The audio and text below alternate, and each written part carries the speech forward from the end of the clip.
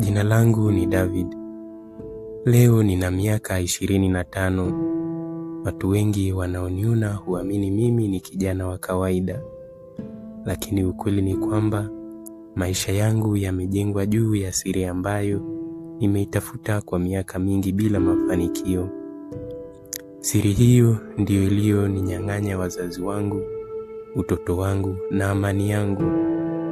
Leo nimeamua kukusimulia kila kitu, kuanzia pale nilipoanza kutengana nao. Nilikuwa na umri wa miaka 7 tu. Nakumbuka vizuri asubuhi hiyo, mama alikuwa ameniamsha mapema kuliko kawaida. Alikuwa ametabasamu, lakini macho yake yalionekana kama ya mtu aliyekuwa amelia usiku kucha.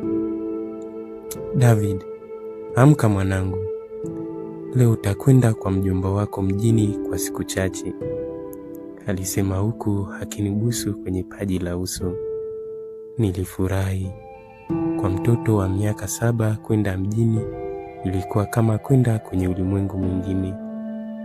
Nilidhani ilikuwa safari ya kawaida tu, lakini sasa ninapoirudia siku hiyo kichwani, kuna mambo mengi ambayo sikuyaelewa kwa wakati ule. Baba alikuwa kimya sana. Hakuwa mtu wa ukimya. Kila asubuhi alikuwa akinitania kabla ya kwenda kazini, lakini siku hiyo hakutania hata mara moja.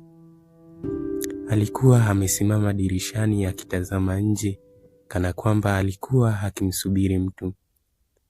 Mara kadhaa nilimwona akiangalia saa yake ya mkononi, halafu dirishani tena.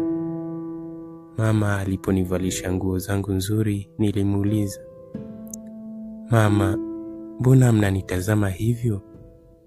Alitabasamu, lakini tabasamu lake lilikuwa la kulazimisha. "Hakuna mwanangu, tunakupenda sana." Leo nikifikiria maneno hayo, najiuliza kwa nini aliyasema kwa uzito ule. Tuliondoka nyumbani saa 2 asubuhi.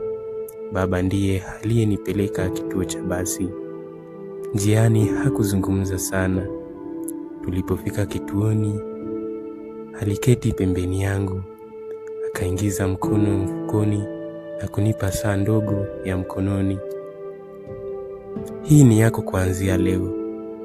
Nilifurahi sana, lakini kabla sijashukuru, alinivuta karibu yake. "David, kuna jambo nataka ukumbuke." "Nini baba?" "Haijalishi nini kitatokea, usisahau kwamba sisi tulikupenda kuliko kitu chochote duniani." Nilicheka. "Mbona unaongea kama unaenda safari ndefu?" Hakujibu. Alitazama kwa sekunde kadhaa. Macho yake yalikuwa mekundu. Kwa mara ya kwanza maishani mwangu nilimwona baba akilia. Alijaribu kujificha, lakini niliona machozi yakimtoka. Dakika chache baadaye basi lilifika. Alinipandisha ndani. Nilikuwa nimekaa dirishani. Nilimwangalia baba akinisalimia kwa mkono. Mama hakuwepo kituoni. Nilidhani alikuwa amebaki nyumbani kufanya kazi. Sikujua kwamba hiyo ndiyo ilikuwa mara yangu ya mwisho kuwaona wazazi wangu wakiwa hai. Safari ilichukua karibu saa 6. Mjomba alinipokea vizuri. Siku ya kwanza ilipita, ya pili pia. Siku ya 3 nilianza kuwaulizia wazazi wangu. Mjomba aliniambia walikuwa bado wana kazi kijijini, lakini kadiri siku zilivyozidi kwenda, majibu yake yalikuwa yakibadilika. Wiki 1, wiki 2, mwezi 1.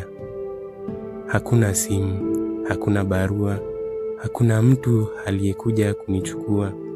Mpaka siku moja, mjomba aliniita sebuleni. Uso wake ulikuwa umejaa huzuni. "David, kuna jambo nataka nikuambie." Nilikaa kimya. Wazazi wako wamefariki dunia kutokana na ajali ya gari. Dunia ilisimama. Sikulia mara moja, nilimwangalia tu. Nilidhani anatania, lakini machozi ya shangazi yangu yalinifanya nitambue kwamba alikuwa akisema ukweli. Nililia mpaka nikapoteza sauti.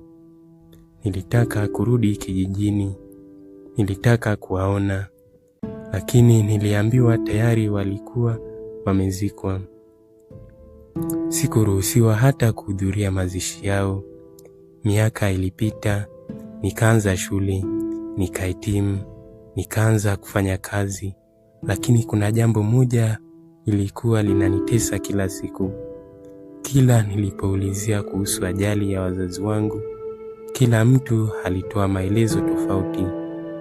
Mmoja alisema breki za gari zilifeli. Mwingine alisema waligongwa na lori. Mwingine alisema hakuna aliyenusurika kuona kilichotokea. Kadiri nilivyokuwa mtu mzima, ndivyo nilivyozidi kuhisi kwamba kuna ukweli ambao kila mtu alikuwa anauficha. Kwa nini sikupelekwa kwenye mazishi? Kwa nini hakuna aliyewahi kunionyesha picha za ajali? Kwa nini kila mtu alikwepa kuzungumzia siku hiyo? Maswali hayo hayakunipa amani mpaka siku moja nilipokea simu isiyokuwa na namba.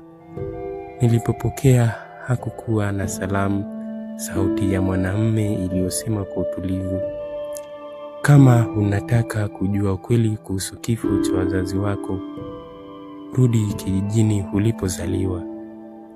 Kabla sijauliza chochote, simu ilikatwa. Nilipigia tena, haikupatikana. Usiku huo sikulala hata dakika moja. Nilijua maisha yangu yalikuwa yanaelekea kubadilika. Sikujua ni nani aliyenipigia, sikujua alikuwa anamaanisha nini, lakini nilijua jambo moja: mtu fulani alikuwa anajua ukweli ambao nilikuwa nikiutafuta kwa miaka 18. Asubuhi iliyofuata nilifunga begi langu, nikakata tiketi, nikaanza safari ya kurudi kijijini, mahali nilikokimbia utoto wangu, mahali ambapo kila mtu alionekana kujua kitu ambacho mimi sikukijua. Na hapo ndipo safari yangu ya kufichua siri kubwa zaidi ya maisha yangu ilipoanza.